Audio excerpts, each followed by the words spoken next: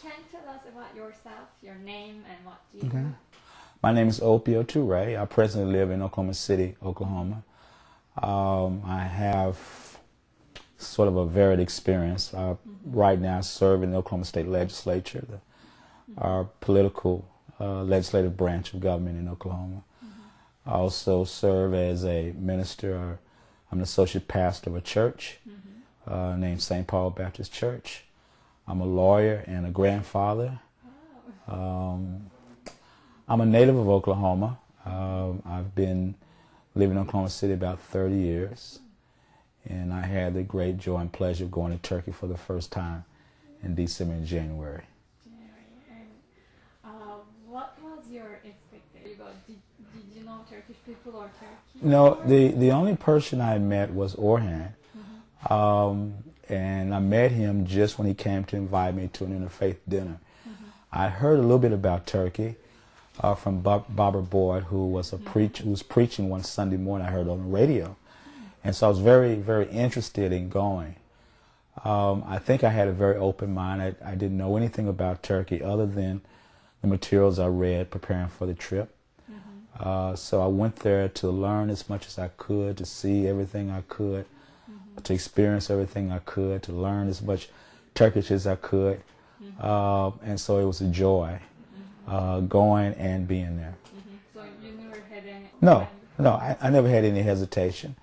I wanted to see certain things. I wanted to see the sites that are very important in Christian literature and theology.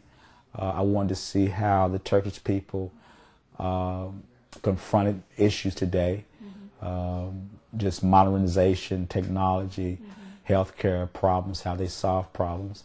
And I was really interested in seeing how people who were very old in terms of civilization cope with the changes, world changes today.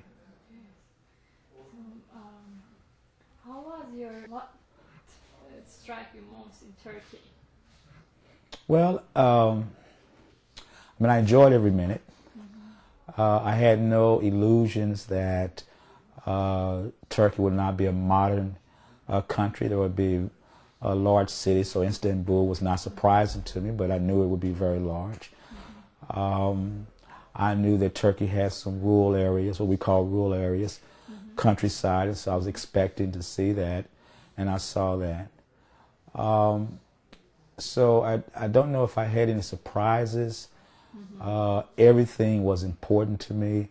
Everything I saw was important, and it helped me to just learn. No conclusions, but just to learn about Turkey and the Turkish people. And how did it, in terms of building peace in the world, because you saw that Turkey was or still is cradle of many civilizations and religions, and people live for centuries in peace together, and how did it affect you to your hopes or views toward peace in the world? Well, it made me realize there is hope, there is possibility. It's very difficult. People have to work on it, we have to work at it, and you must be willing to explore differences and make allowances for differences, at the same time work with the goal of having peace. So what I saw in Turkey gave me hope. There's problems in Turkey, there are problems in the United States, so what I appreciated was the people that I saw were willing to work very hard on the problem so that they could have peace. Have you heard about, or have you read his works? I had not before. I heard Barbara Boyd preaching about Turkey in the summer, last summer, and then when I was invited to the interfaith dinner, I believe it was in October last year, I began reading material on Gulen and the Gulen Movement. And so by the time I got to Turkey, I had pretty much read everything that was available to me. So I had a fairly good understanding of some of the the principles that he has espoused, some of the principles of those who also agree with him, and some of the things that they're doing. And you saw in Turkey firsthand those schools, those education activities, and the Right. principles, and these were mostly initiated and encouraged by Gulen. And how did you feel about them? What was their role in building peace, or in the world? Well, I thought it was very important. First of all, I saw the schools as, let me say, the embodiment of the idea that faith is very important in helping a society to become modern, helping a society to become responsive to the people, that faith should not be locked out of society. And so that was one principle that I saw over and over again. I really appreciated it. Secondly, that people of faith, good Muslims and also good Christians and good Jews and whatever faith you have, ought to be able to contribute to the betterment of society. And therefore there are common problems that affect everyone in society, and a person of faith has a responsibility to do what he or she can to help solve those problems. If we truly believe that there is one God and God has provided for all of us, then we ought to be about doing good things, in worshiping God and serving our fellow brothers and sisters. So I saw that in terms of what the Gulen Movement espoused principally was educating children.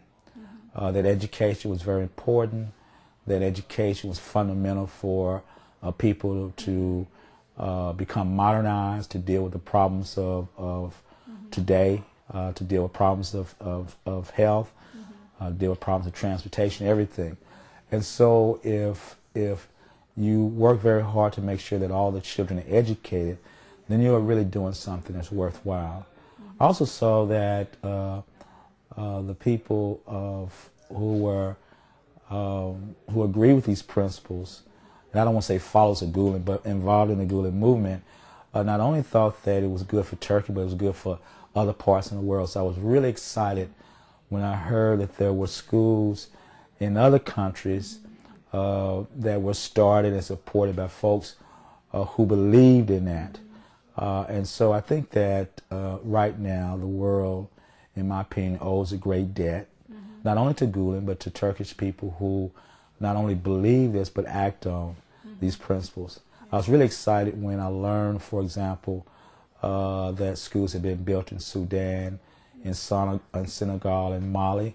And the first thing I told the gentleman who informed me that I got to go to Mali to see what's going on there.